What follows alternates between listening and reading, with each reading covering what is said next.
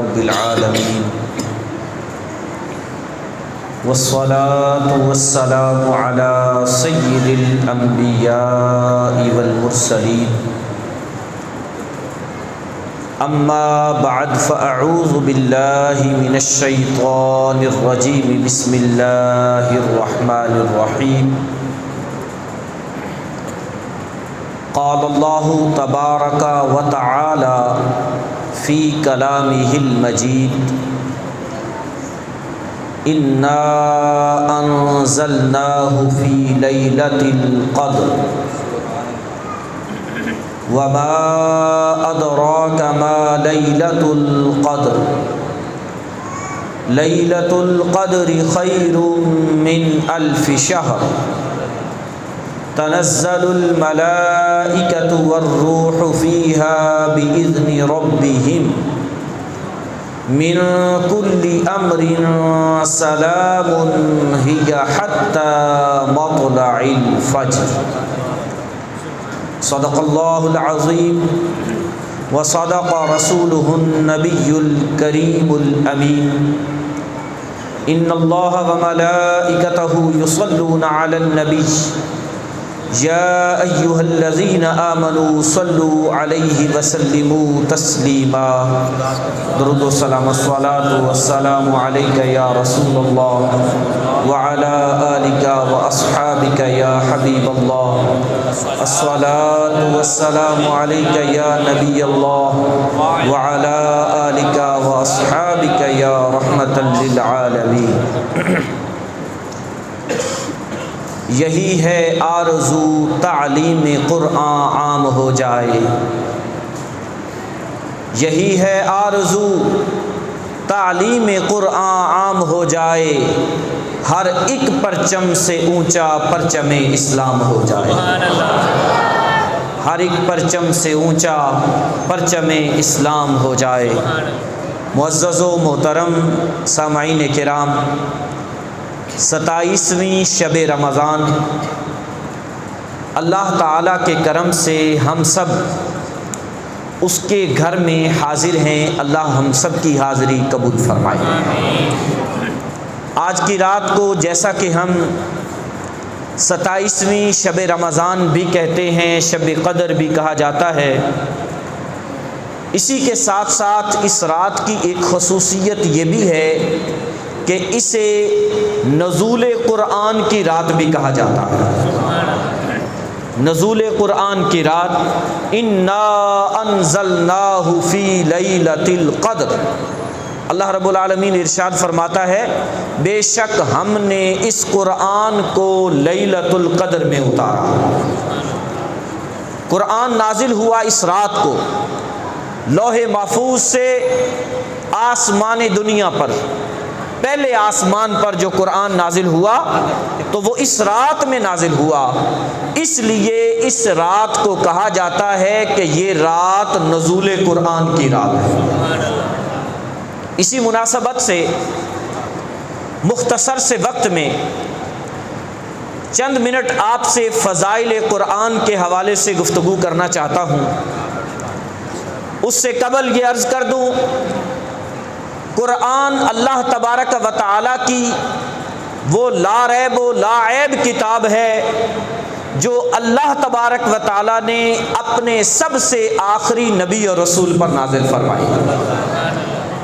امتوں میں سے آخری امت کو عطا فرمائی کتابوں میں سے آخری کتاب اللہ نے نازل فرمائی اور یہ وہ کتاب ہے کہ جس میں پچھلی ساری کی ساری کتابوں کا مضمون موجود ہے سب کی سب کتابوں کا خلاصہ قرآن ہے سب کی سب پچھلی کتابوں کو جامع قرآن ہے اللہ رب العالمین کی پاک کلام قرآن پاک کہ جس کی فضیلت قرآن کریم خود کئی مقامات پر بیان فرماتا ہے قرآن کریم ایک مقام پہ خود ارشاد فرماتا ہے ذالک الکتاب لا ریب فیہ یہ وہ کتاب ہے جس میں شک کی کوئی گنجائش نہیں کہیں میرا مولا فرماتا ہے انا نحن نزلنا الذکر وانا لہ لحافظون ہم نے ہی اس اس قرآن کو نازل فرمایا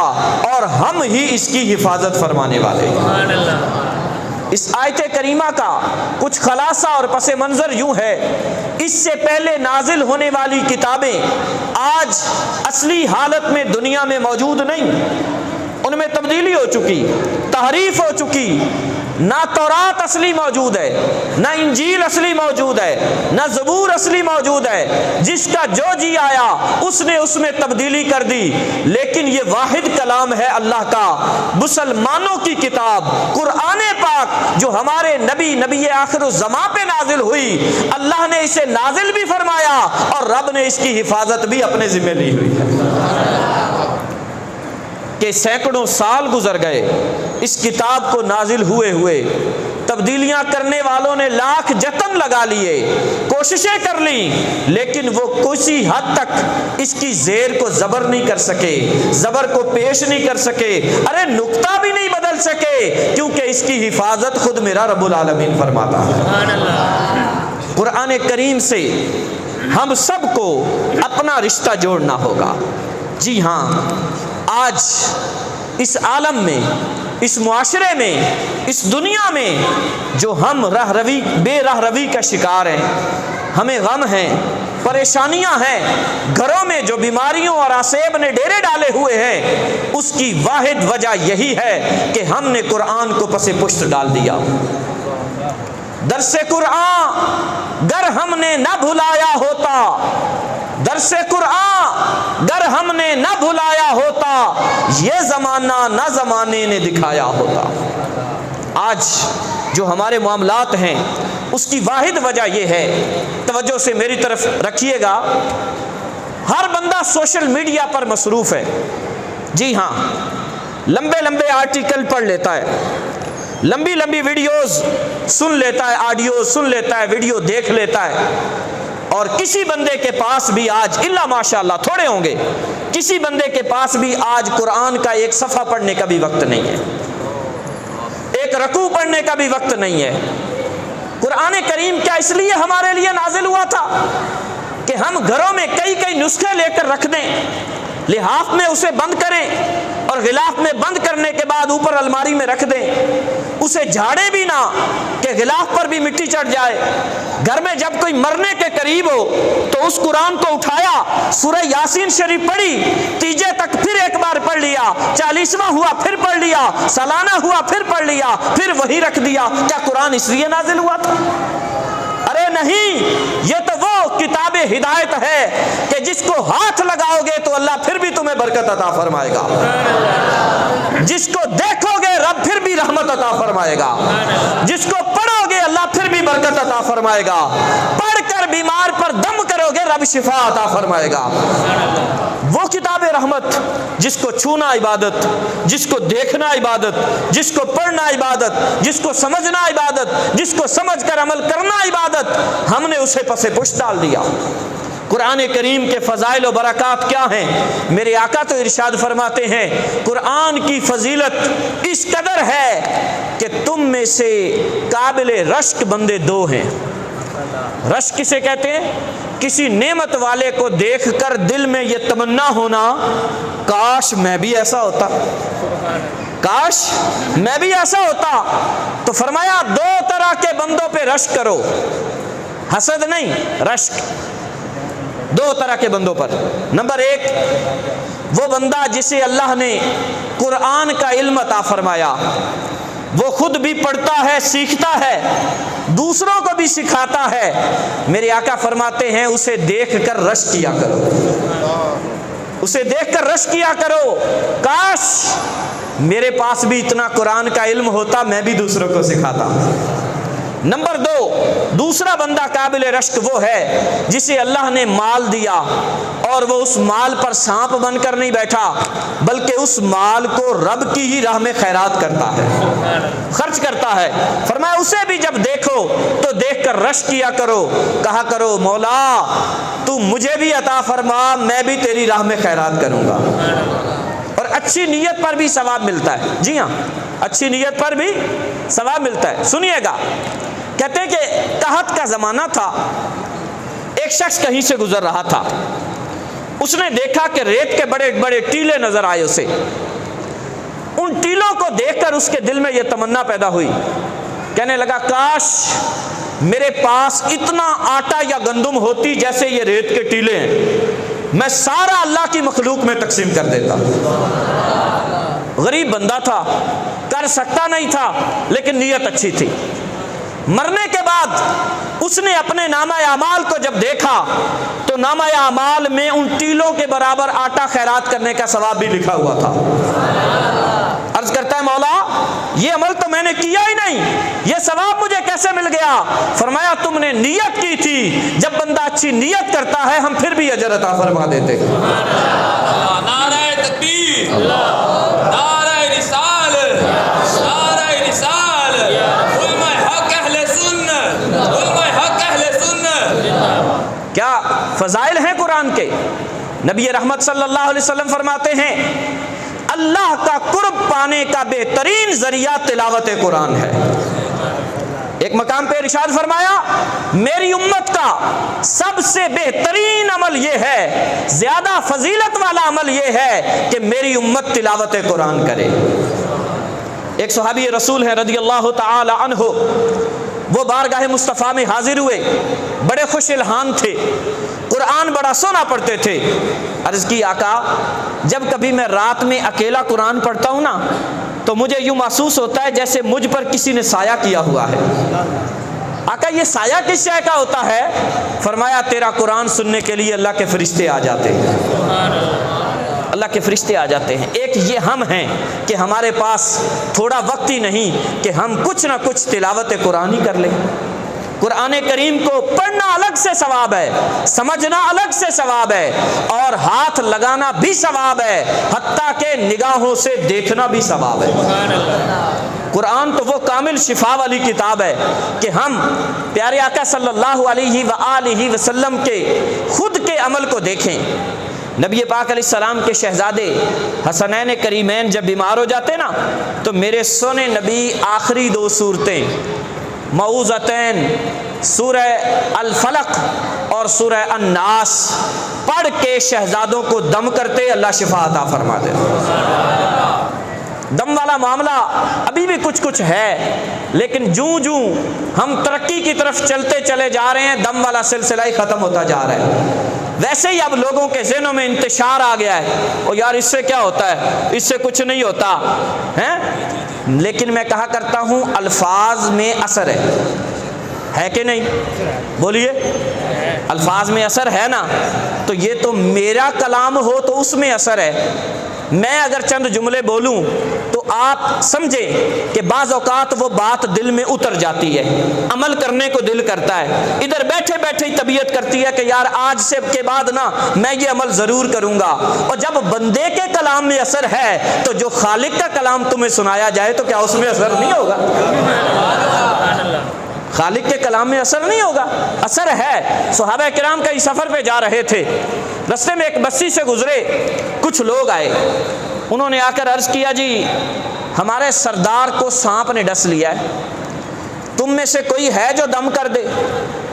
ایک صحابی رضی اللہ تعالیٰ عنہ کہتے ہیں میں آگے بڑھا، میں نے کہا ہاں میں کر دوں گا، چلو لے چلو. باقی صحابہ ان سے پوچھنے لگے کیا حضور سے اجازت لی ہے اور کیا تمہیں دم کرنا آتا بھی ہے؟ آپ نے فرمایا اور تو مجھے کچھ نہیں آتا، سورہ فاتحہ آتی ہے، اور میں نے حضور سے سنا ہوا ہے کہ فاتحہ بھی شفا ہے. فاتحہ تو سب کو ہی آتی ہوتی ہے نا، فاتحہ بھی شفا ہے. کہتے ہیں میں چلا گیا، میں نے جا کر فاتحہ پڑھی، پڑھ کر اس کو دم کیا، اللہ تعالیٰ نے اسے شفا عطا فرما دی، اللہ نے اسے شفا عطا فرما دی. قرآن کریم کو پڑھنا شفا، قرآن کریم کو چھونا برکت، قرآن کریم سے درس لینا ہمارے لیے دنیا میں بھی باعث ثواب ہے، آخرت میں بھی باعث ثواب. اور نبی کریم صلی اللہ علیہ وآلہ وسلم ارشاد فرماتے ہیں کہ جو شخص تلاوت قرآن کی وجہ سے اللہ سے زیادہ دعا نہ مانگ سکا، تلاوت میں ہی مشغول رہا اور دعائیں زیادہ نہ کر سکا، رب فرماتا ہے میں اسے دعا کرنے والوں سے بھی زیادہ عطا فرماؤں گا، میں اسے مانگنے والوں سے بھی زیادہ عطا فرماؤں گا، کیونکہ اس نے باقی سارا وقت تلاوت قرآن میں لگا دیا ہے. قرآن کریم کے نا 4 حقوق ہیں. بڑی توجہ سے یہ بات سنیے گا۔ قرآن کا پہلا حق تو یہ ہے کہ ہم قرآن پر ایمان لائیں، اور الحمدللہ ہر مسلمان کا ایمان ہے کہ یہ اللہ کی کتاب ہے، لا ریب ہے، بے عیب ہے، اور جیسے نازل ہوئی تھی 1400 سال بعد بھی ایسی کی ایسی ہی موجود ہے۔ ہم میں سے ہر کسی کا ایمان ہے، یہ قرآن کا پہلا حق ہے۔ توجہ میری طرف رکھیں۔ قرآن کریم کا دوسرا حق یہ ہے کہ قرآن کریم کو یوں پڑھا جائے جیسے اس کو پڑھنے کا رسول اللہ نے ارشاد فرمایا ہے۔ اور وہ کیا حضور نے فرمایا؟ رسول اللہ صلی اللہ علیہ وسلم نے ارشاد فرمایا، قرآن کو خوش الہانی سے پڑھو اور عرب کے طریقے پر پڑھو۔ خوش الہانی سے پڑھو اور عرب کے طریقے پر پڑھو۔ عرب کے طریقے پر پڑھنا ہے، گانے کی طرز پر نہیں پڑھنا۔ پھر قرآن کریم خود کیا فرما رہا ہے؟ میرا مولا خود فرماتا ہے وَرَتِّلِ الْقُرْآنَ تَرْتِيلًا، اور قرآن کو خوب ٹھہر ٹھہر کر پڑھو۔ یہاں چند درس کے لیے باتیں عرض کرنا چاہوں گا۔ یہ ہر کسی کے لیے میرا درس ہے، اپنے اپنے گریبان میں ہر کوئی جھانک لے۔ اگر تو مجھے قرآن درست پڑھنا آتا ہے، تفسیر الگ ہے، ترجمہ الگ ہے، زبانی الگ ہے، اس کی بات نہیں کر رہا، ابھی صرف ناظرہ کی بات کر رہا ہوں۔ اگر تو ہم میں سے ہر کسی کو درست قرآن پڑھنا آتا ہے جیسے پڑھنا چاہیے، تو اللہ کا شکر ادا کریں۔ رب نے بہت بڑی نعمت دی ہے، اور پھر اس نعمت سے فائدہ بھی لیں۔ اور اگر نہیں آتا نا، تو بڑی بڑی انگلش کی سٹوریاں پڑھنے والے، بڑی بڑی یونیورسٹیوں سے ڈگریاں لینے والے، اپنے نام کے ساتھ ایم فل اور پی ایچ ڈی ڈاکٹر لکھنے والے اس بات پر غور کریں کہ ویسے تو بہت کچھ آتا ہے، افسوس تجھے پڑھنا نہیں آتا تو قرآن نہیں آتا۔ افسوس تجھے قرآن نہیں پڑھنا آتا، مسلمان ہو کر قرآن نہیں پڑھنا آتا۔ حالانکہ ہمیں تو قرآن اتنا پڑھنا آنا چاہیے، اے کاش کہ وہ موقع آ جائے کہ میں پڑھ پڑھ کے سن کے کئی آیتوں کا حافظ ہو جاؤں، کئی سورتوں کا حافظ ہو جاؤں، لیکن کم از کم اتنا تو ہو کہ میں درست قرآن پڑھنے والا بن جاؤں۔ یہ قرآن کا دوسرا حق ہے۔ اور قرآن کریم کا تیسرا حق یہ ہے کہ قرآن کریم کو سمجھا جائے، اس پر غور کیا جائے۔ تفکر کرنے کا بھی قرآن کریم نے خود ارشاد فرمایا ہے کہ قرآن پر غور کرو، تفکر کرو۔ وہ کیسے ہوگا؟ قرآن تو ہماری زبان میں ہے ہی نہیں، ہم اجمی ہیں، قرآن عربی ہے، ہم کیسے سمجھیں گے؟ او بھائی، سمجھنے کے لیے علماء نے ہماری آسانی کے لیے قرآن کریم کے ٹرانسلیٹ کر دیے ہیں، ترجمے لکھ دیے ہیں، تفسیریں لکھ دی ہیں۔ وہ کن کے لیے؟ ہمارے لیے۔ وہ جنات کے لیے نہیں کام کیا انہوں نے، وہ ہمارے ہی لیے کیا ہے کہ ہم ہی ان ترجمہ اور تفسیر کو حاصل کریں، اس کو پڑھیں، اس سے سیکھیں، تاکہ پتہ چلے کہ میرا رب مجھے کیا ارشاد فرما رہا ہے۔ معذرت کے ساتھ ایک بات یہاں کہوں گا، ہمارا حال یہ ہے کہ بعض اوقات قاری صاحب وہ آیتیں پڑھ رہے ہوتے ہیں جن میں ذکر ہی جہنم کا ہے۔ میں ایک مثال دیتا ہوں۔ اللہ تعالیٰ نے بنی اسرائیل پر جب عذاب نازل فرمائے نا، تو ان کو مختلف طرح کے عذابوں والے حکم دیے۔ ایک جملہ بولتا ہوں، اللہ تعالیٰ قرآن پاک میں بنی اسرائیل کو مخاطب کر کے فرماتا ہے وَكُونُوا قِرَدَةً خَاسِئِينَ، دھتکارے ہوئے بندر ہو جاؤ۔ قاری صاحب پڑھ رہے ہیں وَكُونُوا قِرَدَةً خَاسِئِينَ، اور ہماری جہالت کا یہ حال ہے، ہم اس پر بھی کہہ رہے ہوتے ہیں سبحان اللہ۔ قاری صاحب پڑھ رہے ہوتے ہیں کہ اللہ تعالیٰ انہیں آندھے منہ جہنم میں ڈالے گا، ہم اس پر بھی کہہ رہے ہوتے ہیں سبحان اللہ۔ وجہ کیا ہے؟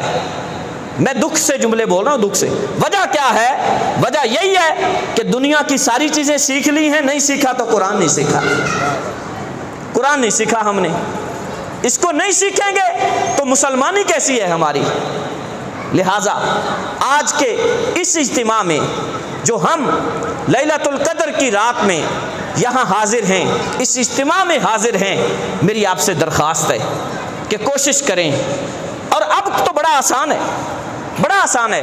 میں پہلے بھی آپ کو یاد ہوگا جو یہاں جمعے کے نمازی ہیں، میں نے انہیں وہ اپلیکیشن دکھائی تھی کہ اب اتنا آسان ہو گیا ہے کہ اب تو موبائل میں اپلیکیشنیں آ گئی ہیں۔ قرآن کریم کی جو تفسیر ہے اس کی بھی اپلیکیشن آ گئی ہے، صراط الجنان۔ صراط الجنان یہ اپلیکیشن ہے، اس میں کئی سارے آپشن موجود ہیں، ترجمہ، تفسیر، آڈیو سن سکتے ہیں، پڑھ سکتے ہیں، اکیلی تلاوت کرنی ہو تو کر سکتے ہیں، اور 3-4 قاریوں کی آوازیں بھی موجود ہیں، ان قاریوں کی آوازوں میں بھی آپ تلاوت قرآن کو سن سکتے ہیں۔ بہت سارے آپشن ہیں۔ قرآن کریم کی یہ تفسیر آپ کے پاس ہو، آپ دکان میں بیٹھے ہوئے ہیں، کچھ دیر کے لیے گاہک نہیں آیا، آپ تفسیر نکالیں اور پڑھنا شروع کر دیں، 2-3 آیتیں پڑھیں، اس کے نیچے تفسیر پڑھ لیں، اور یار 2-3 ہی پڑھتے رہو، پڑھتے پڑھتے زندگی ختم ہو جائے، اور کیا چاہیے؟ اور کیا چاہیے؟ کئی موقع ایسے ہوتے ہیں۔ پہلی بات تو یہ ہے کہ وقت نکالیں، خود صبح ٹائم سے اٹھیں، اٹھنے کے بعد نماز فجر پڑھیں، اور نماز فجر کے بعد تلاوت کریں، تلاوت کرنے کے بعد باقی کام کریں۔ یہ اچھا طریقہ ہے کہ ہمارے دن کا آغاز اللہ کے کلام سے ہونا چاہیے۔ یہ نہیں ہو سکتا، جس کے لیے مشکل ہے اسے چاہیے سفر پہ جاتا ہے جاتے جاتے پڑھ لے، کہیں دکان پہ بیٹھتا ہے بیٹھے بیٹھے پڑھ لے، کاروبار کے لیے گیا ہوا ہے جہاں ٹائم ملا ہے وہاں پڑھ لے، لیکن دن میں کچھ نہ کچھ حصہ تو اتنا ہونا چاہیے کہ میں نے کم از کم 3-4 آیتیں ترجمہ اور تفسیر کے ساتھ پڑھی ہو، کہ مجھے پتہ چلے کہ میرا اللہ مجھے کیا فرمائے۔ علماء ایک مثال دیتے ہیں، فرماتے ہیں کہ آپ کے ایک قریبی کا خط آیا آپ کو، اور وہ خط ہو دوسری زبان میں، انگلش میں ہو مثلاً، تو جب خط آئے گا تو کیا کرو گے؟ اس خط کو لے کر چوم کر غلاف میں لپیٹ کر رکھ دو گے، ایسا ہی کرو گے؟ بولیے، ایسا ہی کرو گے؟ کیا کرو گے؟ خود نہیں پڑھا جاتا نا تو پورا شہر ڈھونڈو گے، کوئی ایسا بندہ ملے جو مجھے خط پڑھ کے سنائے، لکھا کیا ہے؟ یہی ہے نا بھائی، ایک دنیا دار بندے کا خط آئے تو پوری دنیا ڈھونڈو گے، بندہ ڈھونڈو گے، خط اس سے پڑھواؤ گے، مجھے پتہ چلے مجھے خط میں لکھا کیا ہے۔ تو جو خط تمہیں رب نے بصورت قرآن مصطفیٰ کے ذریعے عطا فرمایا ہے، اس کو پڑھنے والے بھی موجود ہیں، سکھانے والے بھی موجود ہیں، اس قرآن کریم کے لیے ہم وقت کیوں نہیں نکالتے؟ اور چوتھا، قرآن کا حق یہ ہے کہ قرآن کریم سے جو سیکھیں اس پر عمل کریں۔ بعض بندوں کے یہاں 1-2 لوگوں کے واقعات سناتا ہوں کہ ان کی قرآن سے کیسی محبت تھی۔ ایک تابعی بزرگ ہیں حضرت سیدنا ثابت بنانی رحمۃ اللہ علیہ، آپ فرماتے ہیں میں نے جامعہ مسجد کے ہر پلر کے پاس کھڑے ہو کر ایک قرآن ختم کیا ہوا ہے۔ جامعہ مسجد کے، اور ان کی مسجد کے ستون بھی زیادہ تھے، آج کے ستون نہیں تھے کہ یہ اتنے لمبے لمبے فاصلے پر بھی ستون بن جاتے ہیں، اس وقت اینٹوں کی مسجدیں بنتی تھی۔ ہر پلر کے پاس ایک قرآن ختم کیا ہوا ہے، اور کہتے ہیں اس شہر کی کوئی مسجد ایسی نہیں جس مسجد میں میں نے 2 نفل نہ پڑھے ہوں اور 2 نفلوں کے اندر پورا قرآن نہ ختم کیا ہو۔ ایسے لوگ بھی تھے۔ امام شافعی رحمۃ اللہ علیہ کہتے ہیں کہ خانہ کعبہ میں مجھے ایک میرے محلے کا لڑکا ملا، اور وہ حتیم میں بیٹھا دعا مانگ رہا تھا، مولا اگر تو اپنے بندوں میں سے کسی کو تلاوت قرآن کی قبر میں توفیق دے تو مجھے بھی ان میں شامل فرما لینا، میرا بھی دل چاہتا ہے میں قبر میں قرآن پڑھوں۔ حضرت امام شافعی کہتے ہیں میں اس کے قریب گیا، اس سے بات چیت ہوئی تو اس نے کچھ دینار نکال کے مجھے دیے۔ ایسے لوگوں کو پتہ بھی ہوتا ہے میری موت آنے والی ہے، کہنے لگے امام شافعی آپ اچھا ہوا آ گئے، یہ پیسے ہیں رکھ لیں، ابھی تھوڑی دیر بعد نماز ظہر میں میرا انتقال ہو جائے گا، میں فوت ہو جاؤں گا، اس سے میرے کفن دفن کا اہتمام کرنا۔ امام شافعی کہتے ہیں میں نے اہتمام کیا، جنازہ پڑھایا، دفن کر دیا۔ سال بعد میں آیا، دفن کہاں ہوئے؟ جنت المالا شریف میں جو مکے کا قبرستان ہے۔ سال بعد میں آیا، ان کی قبر پر گیا، اور میں نے قبر پر کھڑے ہو کر اسے پکارا اور کہا بیٹے بتا کیا تمہیں توفیق ملی ہے؟ کہتے ہیں خدا کی قسم قبر سے آواز آئی شافعی میرے رب نے مجھے قبر میں بھی تلاوت قرآن کی توفیق عطا فرما دی۔ ایک وہ لوگ تھے جو دعائیں مانگتے تھے مولا مجھے قبر میں بھی تلاوت قرآن کی توفیق دے۔ ایک ہم ہیں کہ ہمارے پاس وقت ہی نہیں ہے کہ ہم قرآن پڑھیں۔ آج کی یہ رات شب نزول قرآن ہے، قرآن کے نازل ہونے کی رات ہے۔ ہم میں سے ہر کوئی یہاں سے عہد کر کے جائے کہ انشاءاللہ اپنی زندگی کے باقی ایام میں میں کم از کم 1 مرتبہ پورے قرآن کو ترجمہ اور تفسیر کے ساتھ پڑھ لوں گا انشاءاللہ۔ اور جس نے کاغذ والے قرآن پاک پہ پڑھنا ہو اپلیکیشن کے علاوہ تو گھروں میں رکھے ہوئے ترجمہ کنز الایمان کو پڑھنا ہے۔ کون سا ترجمہ؟ اعلیٰ حضرت امام احمد رضا خان کا ترجمہ، اعلیٰ حضرت امام احمد رضا خان کا ترجمہ پڑھنا ہے کنز الایمان، کیونکہ اور ترجموں والے کئی ایسے ہیں جنہوں نے کئی جگہوں پر ڈنڈیاں ماری ہوئی ہیں، اور اعلیٰ حضرت کا ترجمہ وہ ہے جو اللہ کی الوہیت کا بھی لحاظ کرتا ہے، مصطفیٰ کی رسالت کا بھی لحاظ کرتا ہے۔ اللہ رب العالمین ہم سب کو عمل کی توفیق نصیب فرمائے، آمین۔ وآخر دعوانا ان الحمد للہ